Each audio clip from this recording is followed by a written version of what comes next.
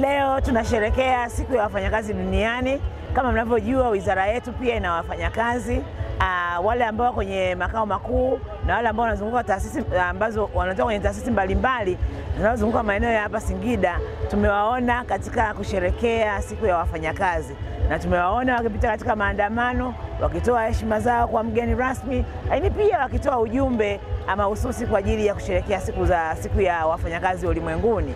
Sisi tumefurahi kwamba Mheshimiwa Rais amekuwa ndio mgeni rasmi, kwa sababu tunajua anatambua umuhimu wa wafanyakazi katika kusukuma gurudumu la maendeleo.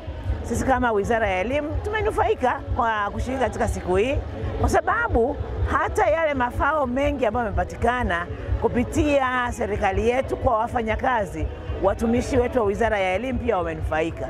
Na leo mmesikia hata wale wa kima cha chini kiwango chao cha mshahara kimeongezeka na viwango vya mishahara vya watumishi wengine vitaongezeka accordingly. Kwa kweli ni manufaa makubwa ambayo tumeyapata, na tunajua muda mrefu wafanyakazi walikuwa wanaomba kuongezewa, na kwa furaha kubwa Mheshimiwa Rais kwa kutambua mchango wa wafanyakazi ameona ni vyema kuangalia upya maslahi na mishahara ya wafanyakazi wa utumishi wa umma.